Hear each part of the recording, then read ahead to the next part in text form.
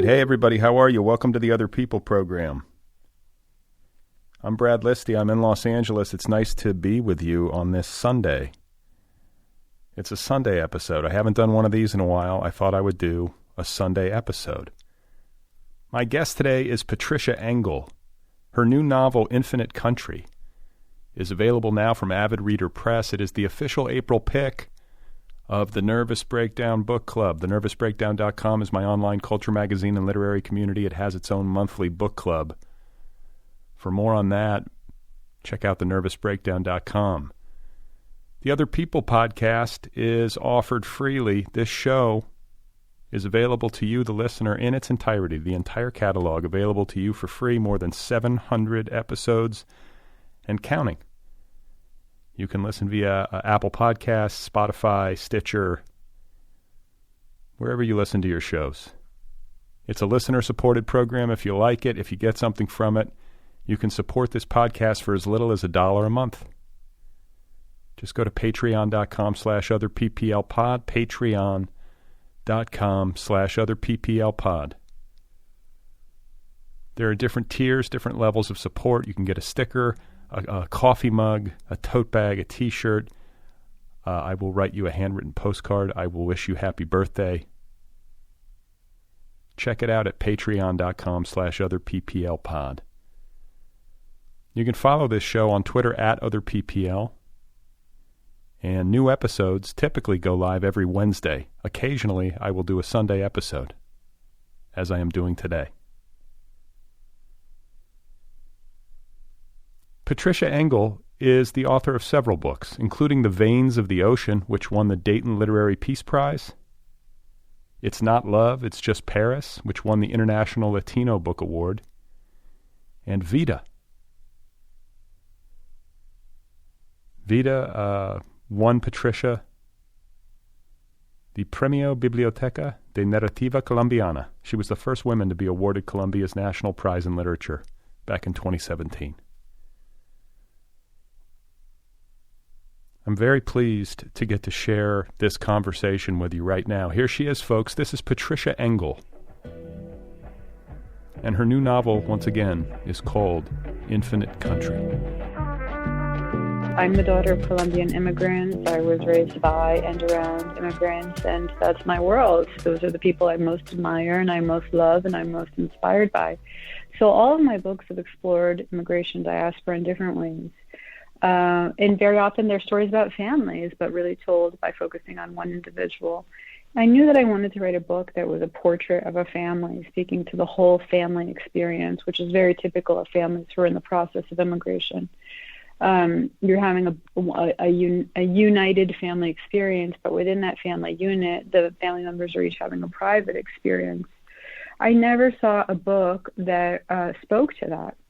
The both shared and private world of a family going through this experience in the process of immigrating, and of course its aftermath and all the uncertainty. So that's really where it began. Is the story of so many families that I've known, and to different degrees. You know, not every family is exactly like the family in Infinite Country, but so many families that I know have some aspect of their experience in their immigration trajectory in common with the feelings and the distance and sometimes separation and just the cultural changes and challenges and difficulties and the challenges of paperwork on your day-to-day life. So I wanted to write toward that space, and it really began as an exploration of all those ideas and all those feelings. Was there a character that you started with, like one individual member of this family? I knew it would be a family story, so I always thought of the family as a unit. And then as I spent more time thinking about this unit and what makes this family in particular tick, and the different members, and how who one member of the family is, for example, the three siblings, so much of their lives are defined by who the other siblings are and what their experience is. And it's really just about those interconnections and the ways that this whole family is linked together in different ways, and they mirror each other and they deviate from one another in different ways. The first line that I wrote and the first section that I wrote was the opening section, the story of Talia. and she's the youngest daughter of the family. She's 15 years old, and she's been sent back to Colombia as a baby while her mother takes care of the rest of the family in the United States. So she was a lot of fun to write. She's very bold and brave and fearless in a lot of ways. So I started the story with her, but I also had a strong sense of her parents, Elena and Mauro, because really the whole story of the family begins with them meeting and falling in love as teenagers. So I had to go back and write that too. Were you drawing on like personal narratives? Like some of these stories feel so lived in. That might just be great fiction writing, but I'm just wondering, like, if you have, like, in the context of your family history and ancestry, if you've heard stories that you were able to kind of use as you were building this book. Well, I mean, fiction writing is an interesting thing. It is an art, so it comes from an invention, from creativity. I'm a person, though. I'm a human being in the world. So, of course, everything that I see is filtered through me and my eyes and my mind and my feelings. So there are things about my life or the lives that I've witnessed or lives that I hear about that, of course, ignite creative fires in me, and they become sparks that I pursue as a writer. And some things come from research and some things are purely invented. And somehow all those things come together in order for me to give life to a new family that populates a new story. But as a fiction writer, I also teach writing, you know, so just from a craft perspective, the way that a story starts to feel real on the page is when, as a writer, you let it live within you for a good amount of time, and you sort of become occupied by this family and all these characters, and they take on a life of their own in your mind, and you really, I mean, for lack of a better word, it's like you almost become possessed by them, and in that way, they almost write themselves. But that's you know, that's an artistic process. But that's, I think, the goal of any fiction writer, and that's why it's so rewarding. Yeah, and the book opens with a great scene, you know, like a cinematic opening, really. It's like a prison break from a girls' it's like a girls' school or not a girls' school, but a girls' like juvie. Mm-hmm. And, you know, I think if you're trying to build a book around these kinds of ideas, or like this is what came to mind as I was reading it, you know, you have these kinds of issues that you want to explore, as you were telling me earlier, you know, about wanting to go into the life of this family, but also having the obligations of a fiction writer, you know, making sure that you're bringing the reader into a narrative and kind of grabbing them immediately. Your book's very good at that. Like, it's a very elegant, efficient book, and I always appreciate that as a reader. Like, I don't feel like there's any wasted motion, but I also feel like there's nothing missing. And I don't know. I guess, like, the question I would have is like when you sat down to write the book, were you outlining, plotting, you know, thinking in those terms, or did you just kind of like sit down like and intuit it day by day? It's a bit of both. You know, I have learned through the process of writing a few books that the best way for me to avoid writing myself into a wall is by preparing ahead of time. And I'm a very informal in what somebody else might call an outline. For me, it's just a lot of notes, a lot of scribblings, and they're really just there for me to be able to jog my memory later on when I kind of forget what I'm writing or why I'm writing it or what motivated me in the first place. So I take a lot of notes, and I have tons of notebooks that I keep near me when I'm writing. And in those notes, a story starts to form in the form of timelines or just trajectories, or I map out the years when things are occurring. But it's always changing. You know, when I'm in the process of writing, I'll get another idea. So I'm never afraid to stray away from that. At the same time, I give myself a little support system in the form of my notes, so that if I lose my way, I can find it again.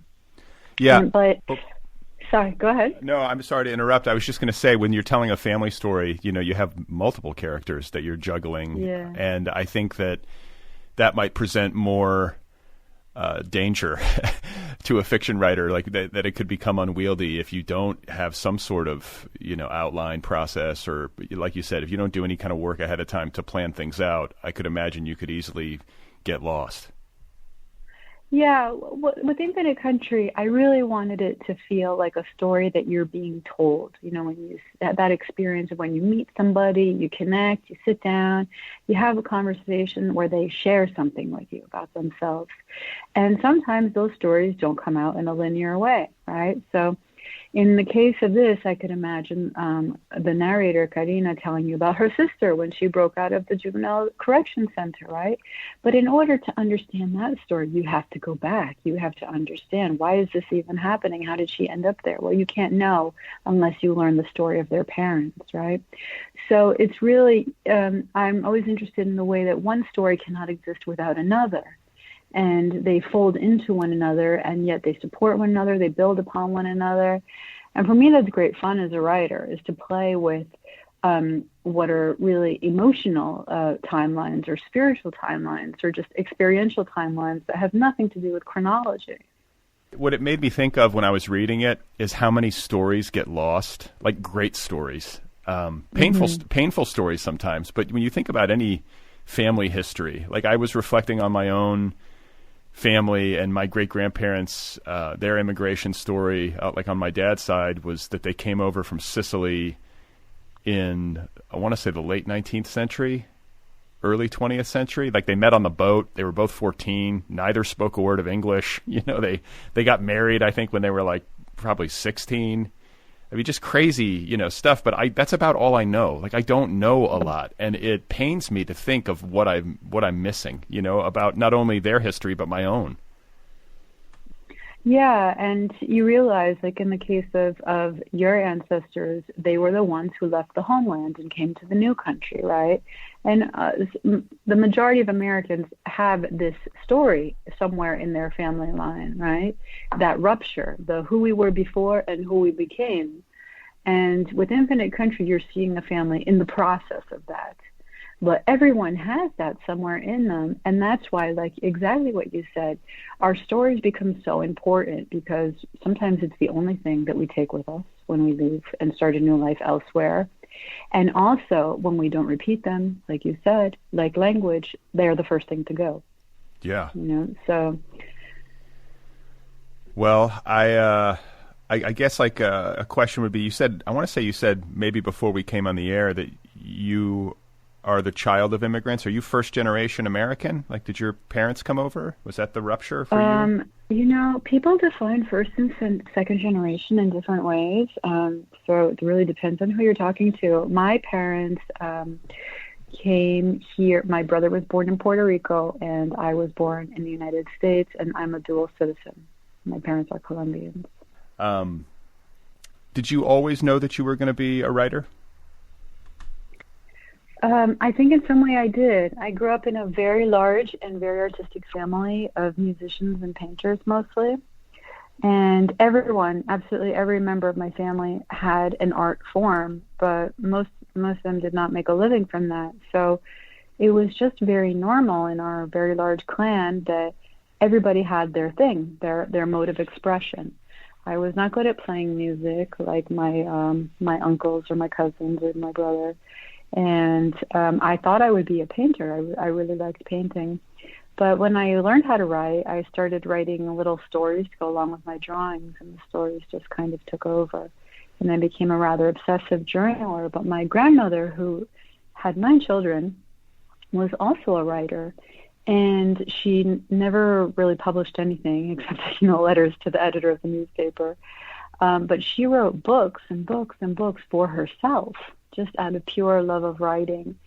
And I think that was my first example of just a dedicated and disciplined writing out of pure passion practice, and giving yourself permission to have that time for yourself with your art.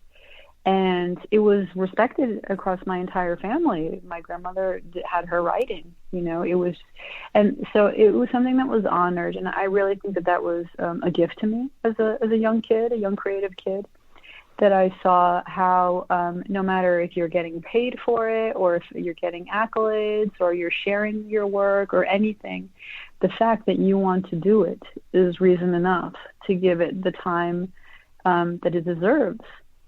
So I learned that from my grandmother, and it's a discipline that an idea that I try to use even today as I write my books. I think about that. You never know if a book is going to see the light of day, but what keeps you coming back to it day after day, page after page, is your own connection to it and whether or not you feel that it's important and worth it.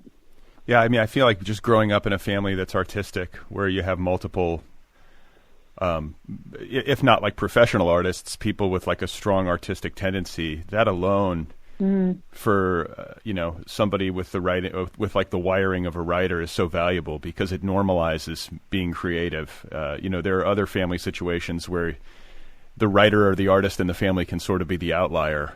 But it sounds like for you, it was like, it was normal to be a creative person and to spend time making art. Yeah, absolutely. I realize now, like you said, it was normalized and what a gift it was, because through so many different difficult periods in all of our lives, really art can be a means of survival. It can be sometimes your best friend. It can be your only refuge. And I'm so grateful that my family taught me how to create that space and that private artistic relationship for myself. Are your grandmother's books still in existence? Like, do you have these? I don't have them. One of my relatives has them. They were, typed as technology permitted at the time, on onion paper, no less. So they exist on very fine, very delicate pages. And yeah, there's cases and cases and cases of them. What I do have are her letters, because she was, a prolific letter writer. Even though I lived 10 minutes away from her, she would write letters to me all the time. And I have some notebooks and things that she gave to other people and wrote to other people that over the years they have given to me. Have you ever used them in your, like, as material or resource material for fiction? No, I haven't. I have not. My grandmother was also a huge storyteller, and she was from Medellin, which is a very colorful town in the sense that a lot of fantastical things seem to happen there, some wild stories, and she would tell those all the time.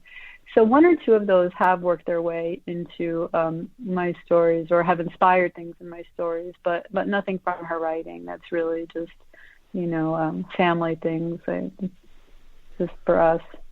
So you're growing up in this family surrounded by creative people. You're into visual arts, but you're also learning that you're a writer. And then, when did you start to attempt to publish? Like, were you in school, taking creative writing classes, or did you just start submitting? Like, how did it go for you, like, to get to the point where you were actually seeing your work in print? Oh, it was a long road. I think I was a late bloomer by most standards. I didn't even know you could major in creative writing in college. I majored in other things.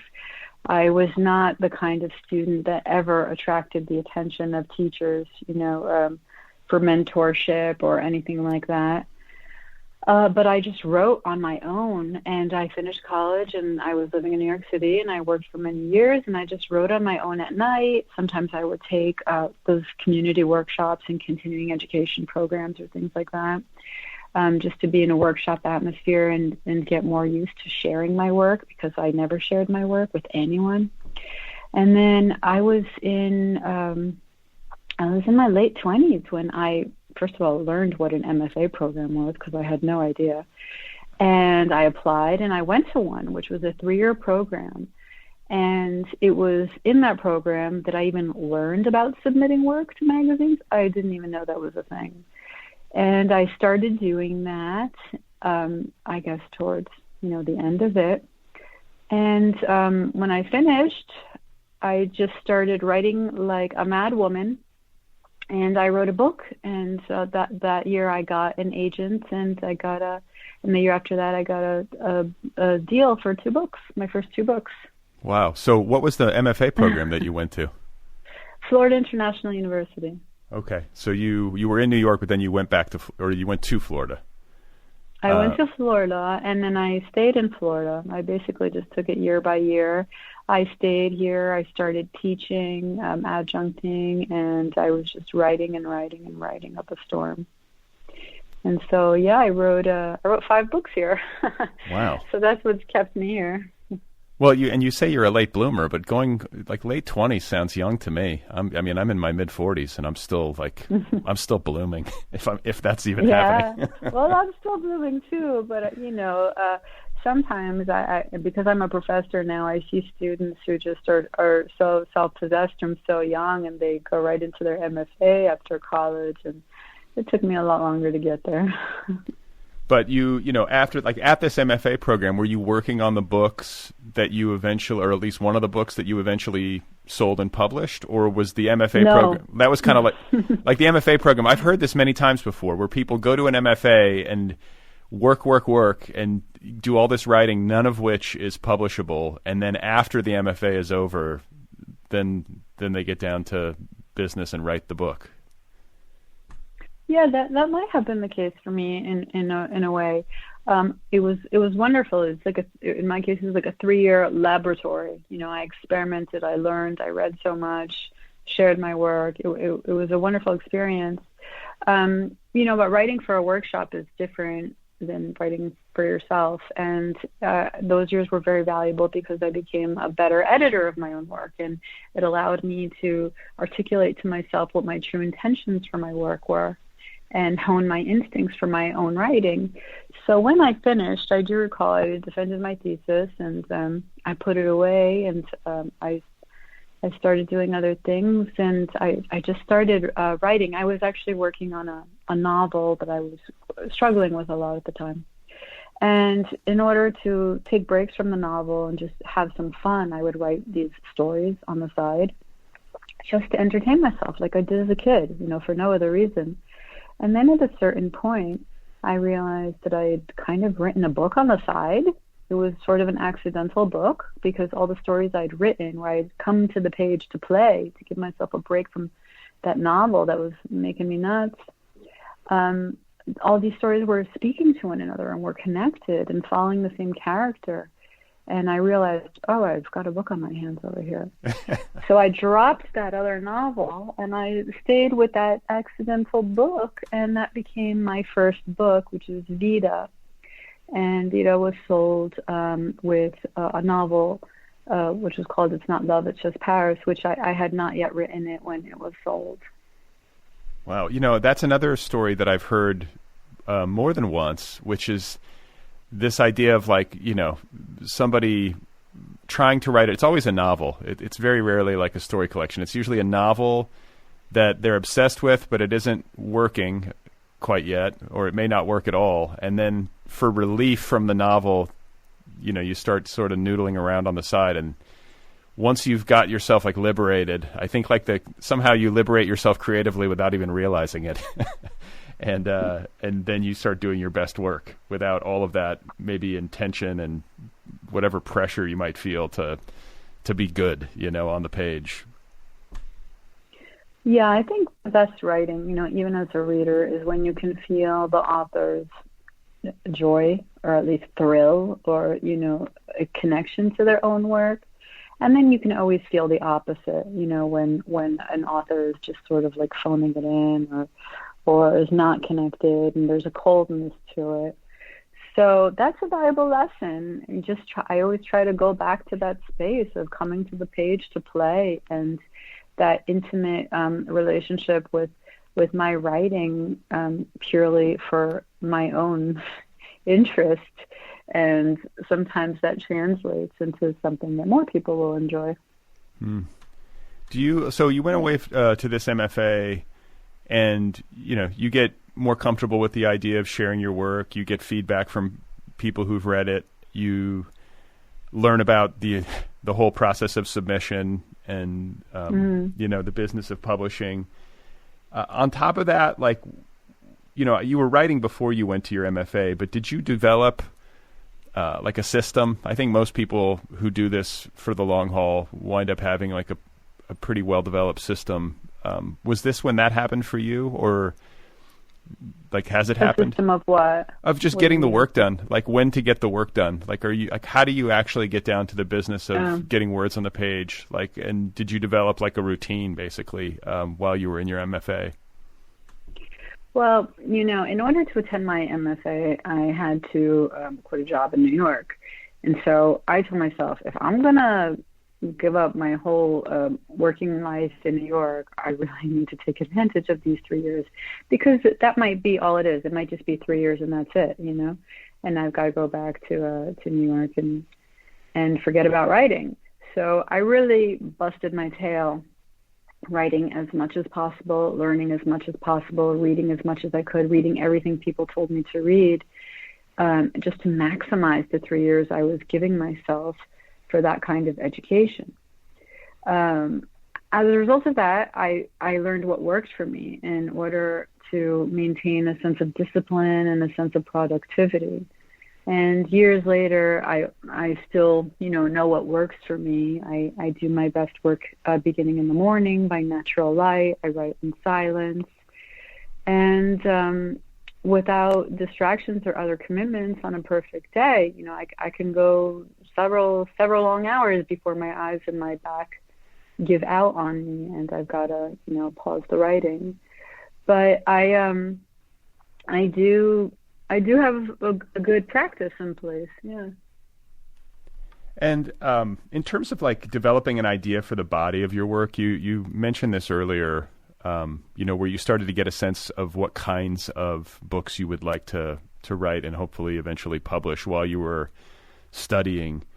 Like, am I misreading it in thinking that you had like maybe kind of like an overarching view of the body of work that you would like to produce, like the connective tissue or like the thematic connection that your books share? Do you see what I'm saying? Is that where you started to realize like this is the kind of work I want to do, like this is my métier?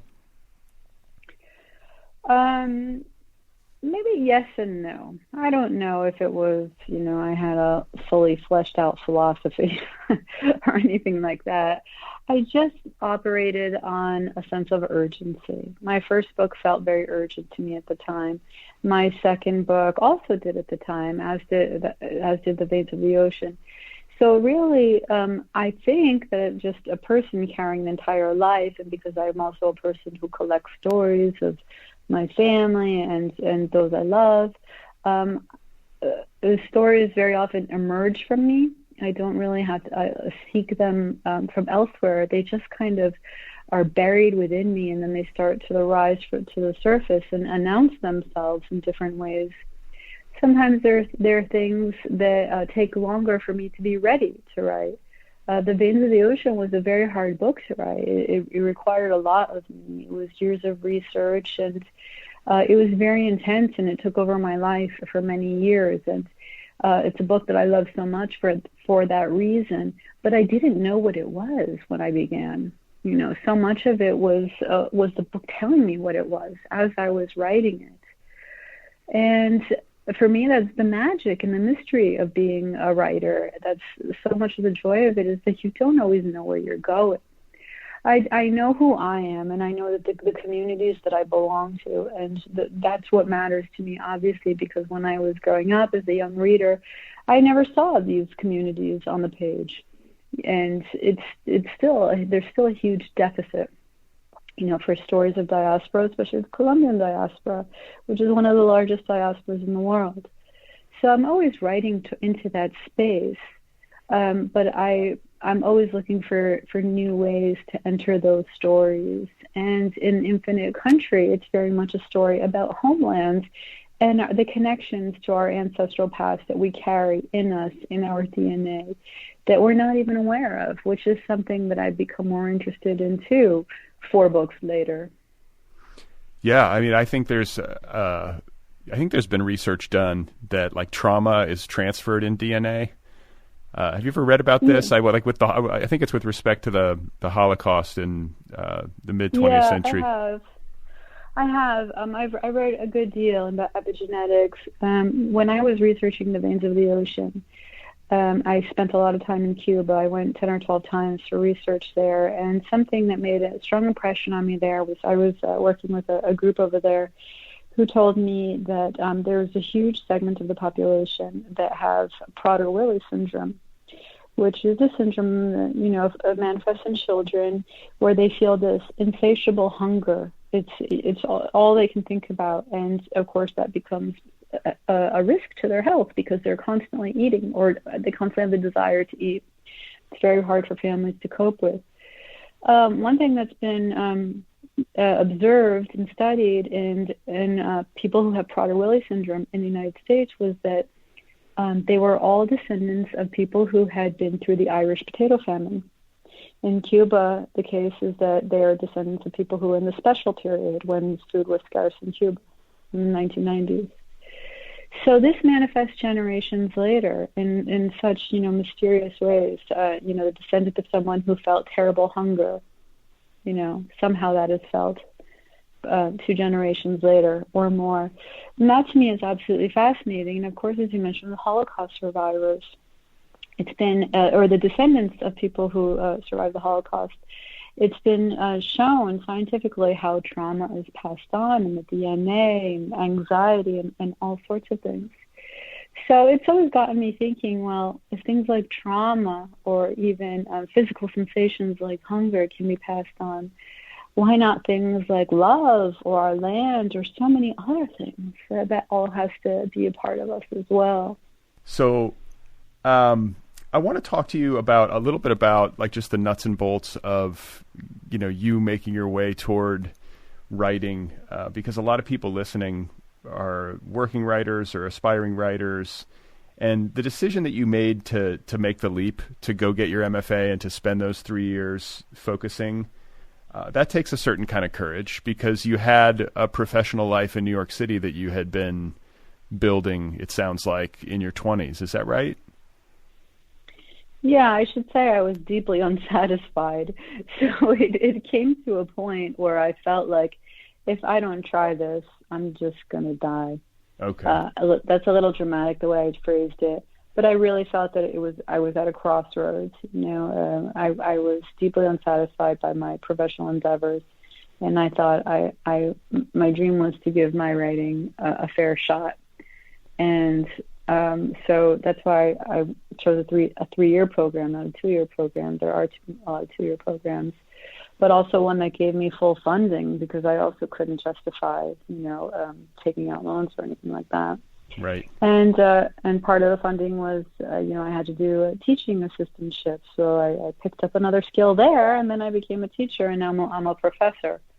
So I'm very practical-minded in my choices, and for me it was, not a super practical decision, but I really tried to make it as practical as possible, given the circumstances. Well, I think that's a good lesson, though, and it's a good way to be, especially when you're entering into a field as unpredictable as writing and publishing, and how hard it is, even with great success, to earn a living publishing. I got my MFA, and I saw, there's a lot of people taking on a lot of debt, and getting an MFA in poetry, and that's quite a burden to bear. So I think like a little bit of like practical thinking as you make decisions around these kinds of things is not the worst thing in the world. It serves you well. And I think too, people, the debate over MFAs, like the value of MFAs is sort of endless, and I'm not going to relitigate it here, but I think one of the main points I'd like to just highlight is the word laboratory, the way that you use the time as a laboratory. And I felt exactly the same way. Like, I don't know about how much value I got out of the classroom experience. I did get some. I met some great people. It wasn't a complete wash, but for me, it was just like a place to hide. it's like a bubble, and if you have some self-discipline and a sense of purpose going into it, I don't know where else you can get that, to do something like read books and try to learn how to write fiction. Yeah, I agree with you completely. A lot of people are very disillusioned with their MFA programs. I think, well, what did you expect? An MFA program is not going to make all your dreams come true or solve all your problems or give you all your best friends or all your dream mentors. I looked at it like you did. I just wanted time and space to write, and I was able to do that. I sort of soon realized that I was wanting to use the time to do even more than my MFA. So I would make my my own reading list, sort of reading the things that people were not telling me to read. And in the summers off, I was also going to conferences and workshops and things like that. So I really tried to extend the limits of the MFA as much as possible during that time period when I was relieved of, having to have other work responsibilities. And you said that you were not the kind of, this is another thing that resonated with me. You said you're not the kind of person who teachers like picked out of the crowd to mentor. I'm wondering if things shifted when you got to your MFA program. Did anything along those lines change? Did you find a teacher in that program who emerged as a kind of mentor figure to you, or did you find it at another time somewhere else? I want to say my MFA program, the teachers were extremely generous and kind, and they were wonderful, wonderful people. And I so appreciate what they gave to me during the time, because I really feel they gave me the best of what they had to offer as professors and writers, and I care for them so much. Mentors, I guess, I want to be clear. The fact that I didn't have mentors in high school or college doesn't mean I didn't have heroes or role models. I was quiet and I was reserved, so and I wasn't announcing that I had, written things to share with people, and nobody was asking me about that. So I really, I guess, was under the radar in a lot of ways. When I did seek mentorship when I was in college from a creative writing teacher, he wasn't really interested in motivating me, so I kind of gave up there. But I did find, I always had heroes in my parents and people in my community and my family who taught me the things like work ethic, who taught me you keep going anyway. I learned things from mentors later on, like, who maybe recommended more books for me to read or gave me feedback on my work, who I studied with in workshops and things like that. So that was tremendously valuable to me as well. But I was in my 30s by that point. Right. Well, I think like my approach always with regard to that was like I didn't want to wait around for it, and it felt like it would have been great. I think maybe too my mind was kind of poisoned by cinema. Like I'm expecting some sort of cinematic mentor, like some like avuncular, kindly, old man who's going to like pull me aside and show me the way. Yeah. But what I ended up, I didn't. Oh, I was going to say, what I ended up turning to was books, and I would read like literary biography, or I would read endless interviews, or listen to endless interviews with authors, and I felt like in that way I sort of got to pick. My heroes became my mentors in that way. You know what I'm saying? Yeah, I mean, I also was. It's not like I was, knocking down the door seeking mentors either, because I wasn't that kind of kid either. But something interesting did happen to me when I was about 15 years old. I was on an airplane and I saw one of my faraway heroes, who at the time was Jacques Cousteau. And he was sitting on the airplane and the seat next to him was empty. At this time in my life, I was really into marine biology. So I was just like going wild, and my father was with me, and I told my father, like, oh my God, there's Jacques Cousteau. So we sit down in our seats, and I was like, oh my God, Dad, I can't believe Jacques Cousteau is over there, blah. So my dad is like, listen, go over and talk to him.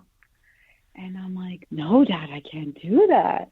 And he's like, just go. He's got Lindsay next to him. Just go and say hi and just tell him what you just told me, that, you know, that you look up to him so much, and you know, you've seen all his films, and just tell him that. So I did, because my father pushed me. And so I went over and I sat next to Jacques Cousteau, and I told him, you know, that I was really into marine science, but I was very bad at science and math. You know, this is what I was concerned with at the time. And I asked him if he had any advice for me. And he said to me that the only advice he could give me was never to take anyone's advice. And we chatted a little more, and he passed away soon thereafter.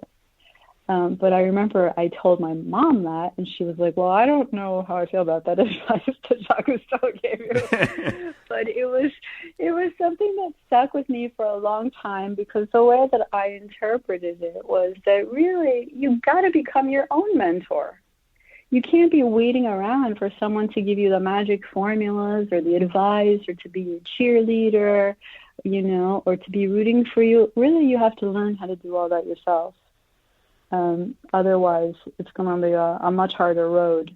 Yeah, I think it's true. You know, it's like writing can't be taught. Like, you can kind of give some pointers, and you can maybe, hopefully, offer somebody some space to work and some feedback. But you know, if you go into, for example, an MFA program expecting somebody to teach you how to write or to make you into a writer, I think you've lost the game to begin with. Like, you have to be a working writer going into one of those programs in order for it to be of real value to you. And, you know, and hopefully you get funding, because in the absence of that, you know, you're taking on a debt burden that's going to be stressful, most likely.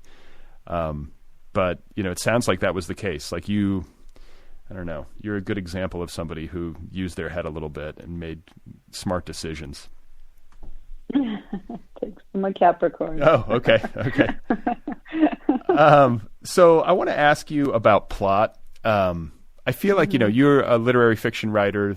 Infinite Country is definitely literary fiction, but it's also well plotted. Like, it's just well structured. That was the feeling that I got reading it.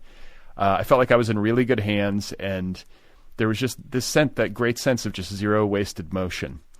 And I guess, like, maybe this is just your innate talent and, like, your gift for storytelling coming through, but I feel like a lot of times literary writers struggle with that element of things. You know, they're better at character, they might be great with voice, and they have great style, but like building a story that really keeps the reader turning pages and feels like it has like a real solid architecture to it. You know, can you talk a little bit about decisions you made around plot?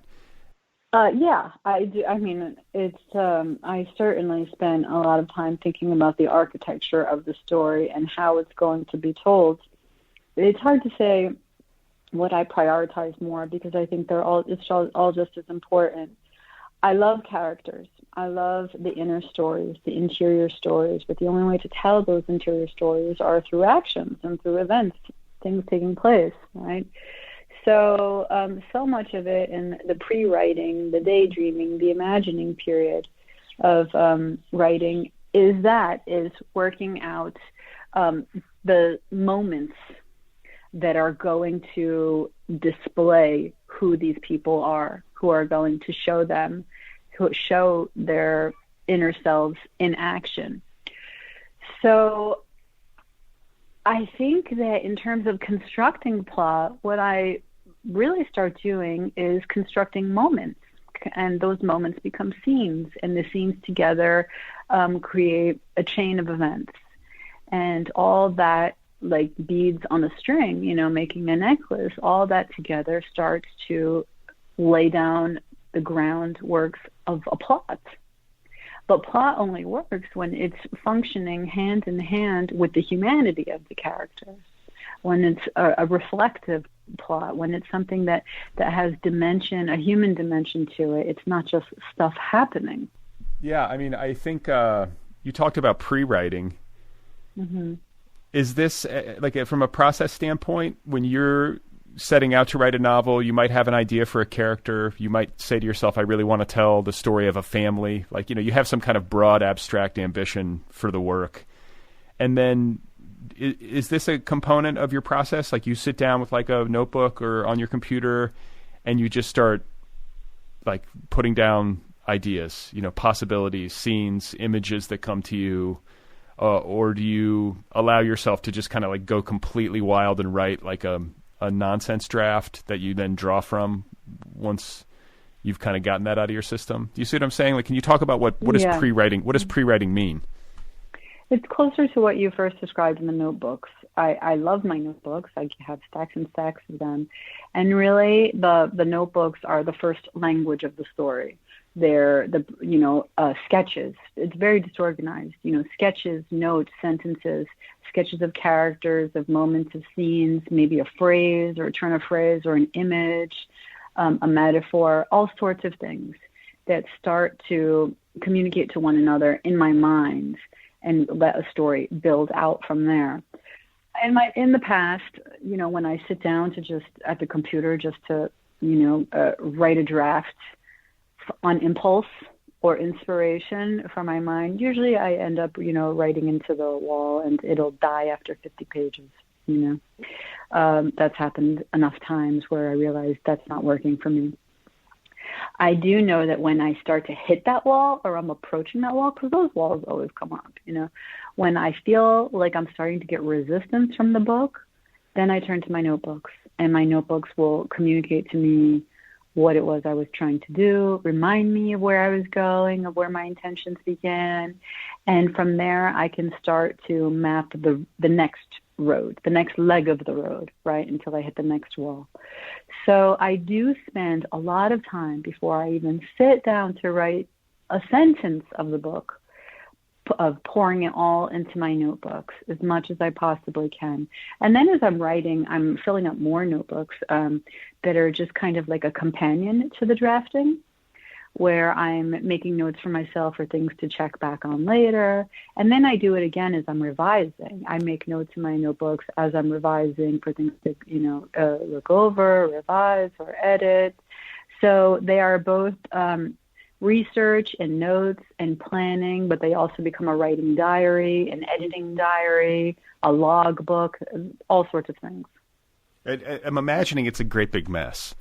Is it more organized, like on the page? Do you know what I'm saying? In the notebook itself, are you just letting yourself go, or are you drawing out grids, and are there flow charts? No, there's no grids or flow charts. They're just lit. Maybe the most organized thing is there's maybe lists, but really they're just like chunks of words and text and things. It's very loose. It's just really like, some people, I guess, would speak into a voice recorder, or some people just jot things down. It's very loose.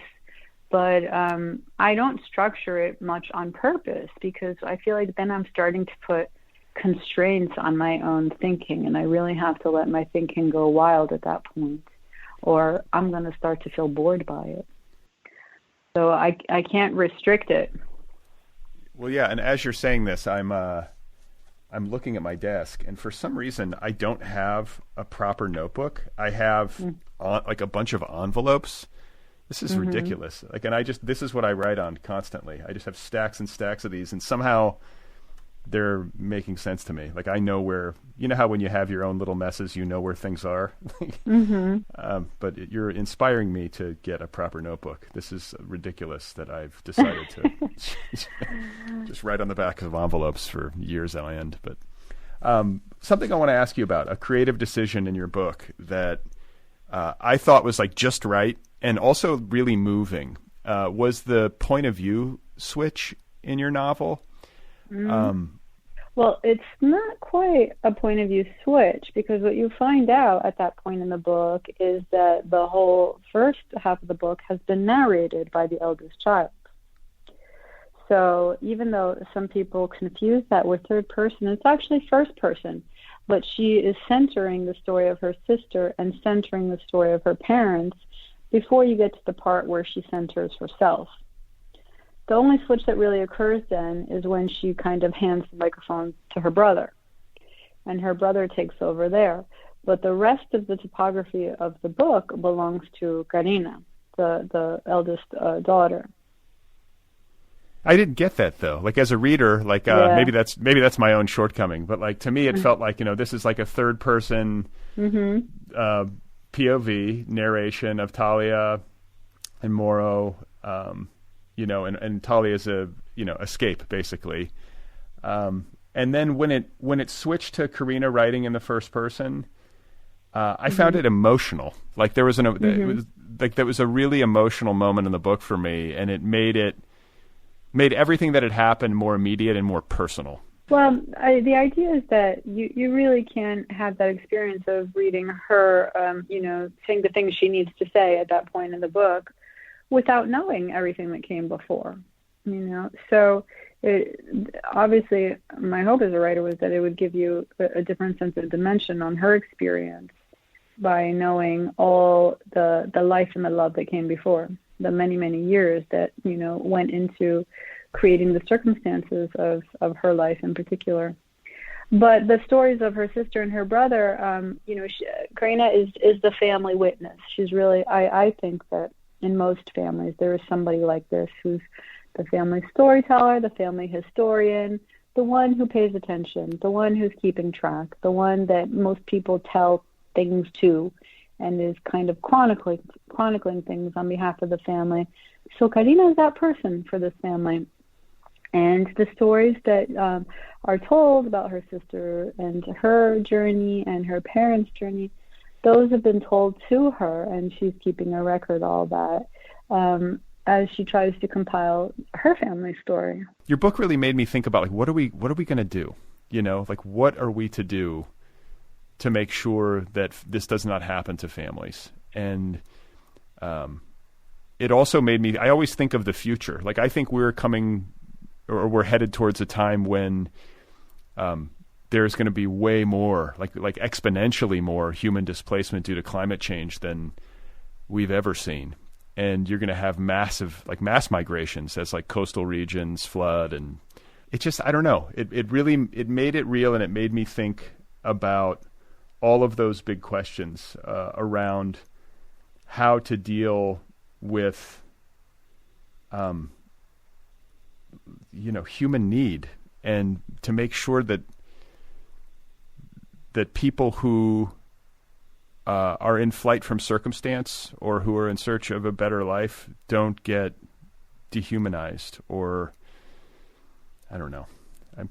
Do you see what I'm getting at? I guess you obviously share similar concerns. I guess I just want somebody to tell me what we should do. The problems seem big, like the scale of the problem as I try to consider it, in terms of like how we should respond as a country and as a people. Well, in the United States, most people have largely disassociated from their own immigrant past, if it's not in their recent memory, because it's many generations behind them, and that distance allows them to alienate others and feel different and even look down on the experience of others who are migrating for purposes of their own human survival, even though the human species has literally ensured its survival by migrating. It's a natural instinct to move, to ensure your survival, to pursue better resources, to protect your young. And the fact that we've designed borders in a way that does not quite reflect the needs of humanity, like, I don't know why that shocks anyone. It's just absurd. The fact is, in the United States in particular, it's very easy for Americans to keep their blind spots because this country is so enormous. It's the size of dozens of countries elsewhere. And we take for granted things like people who call themselves bi-coastal fly back and forth between the East and West Coast every week, when that's the distance of 12 countries. and just because we don't have borders stopping us, we think, oh, it's our right. I'm in Miami right now, and I could fly to Seattle, and it would take me just as long to get to England or to Paris, right? But I can do all that without leaving the borders of my own country. So we take for granted how enormous our country is and the fact that we can move around it freely, when really people migrating would be comparable to you never being allowed to leave your state.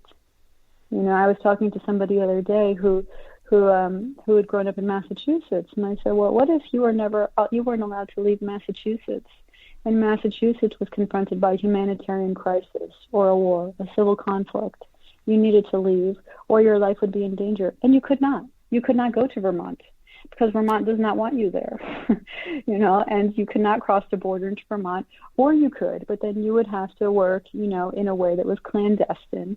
And people in Vermont would constantly remind you that you were unwelcome. You would be treated poorly. Your rights would not be respected.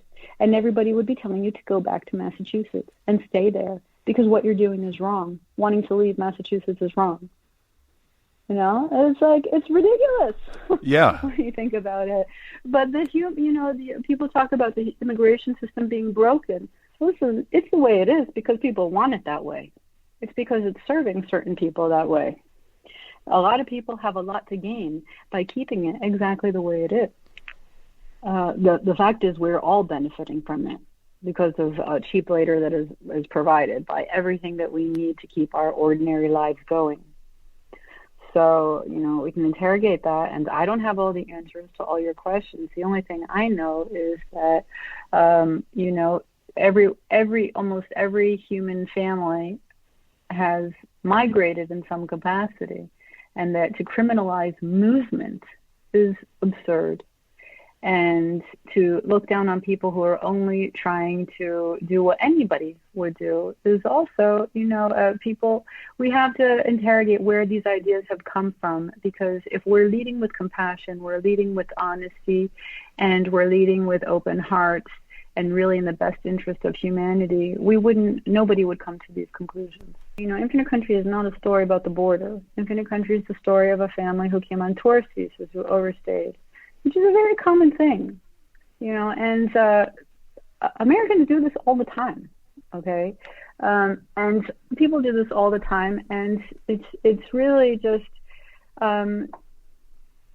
speaking to the fact that sometimes people just are going about life and become immigrants accidentally, just because their paperwork is defining them in this way. Paperwork that was considered legal or legitimate one day, the next day it's something different because of the date, right? And you have to build your life around that.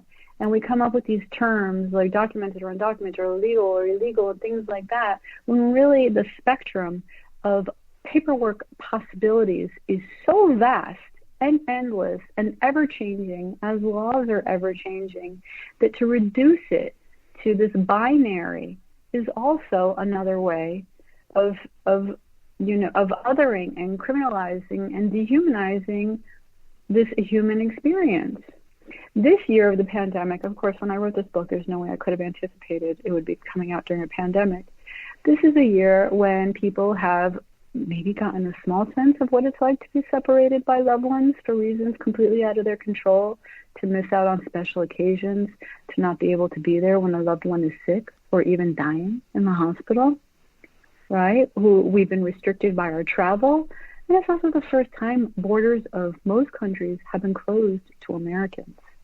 And maybe people are getting a little sense of what that's like to be shut in to your own country and to have choices taken away from you for reasons that you cannot change, that you cannot control. Right.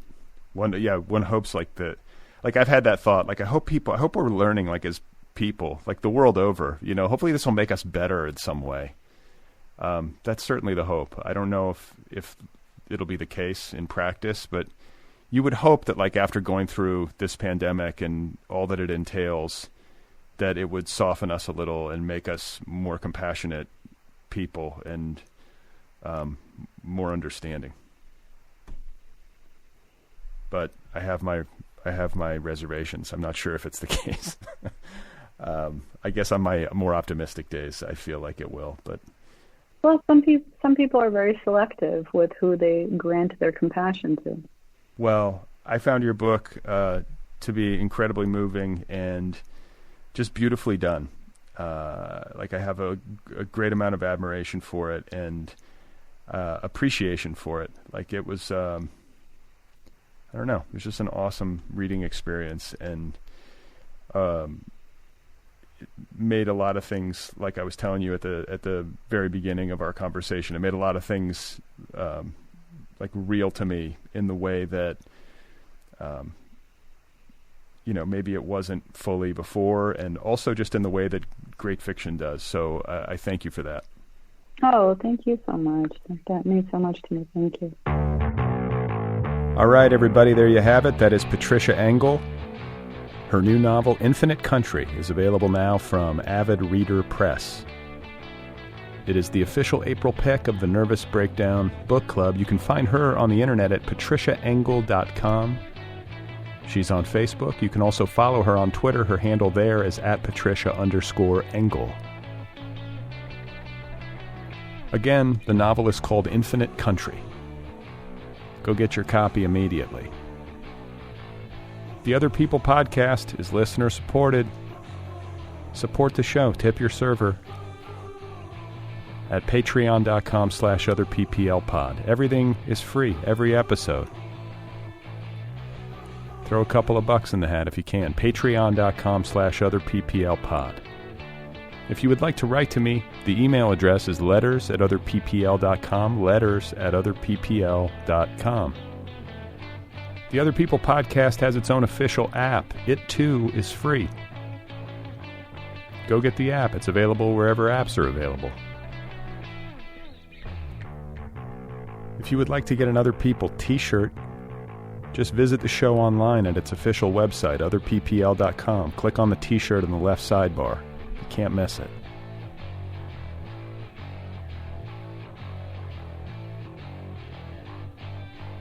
What else? Coming up on Wednesday, a conversation with poet Mick Grantham, whose debut collection, Hardcore, is out there now from Short Flight, Long Drive.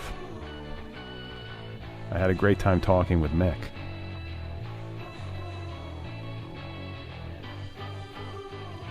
Infinite Country is a terrific novel. I keep reading good books. It's nice. My dad really liked this book. Whenever he likes a book in the book club, he always texts me, liked, and then he gives the title of the book. Or enjoyed. Is that what he says? Enjoyed. It's like the kind of monotone parental texting. But that constitutes a rave review from him. All right.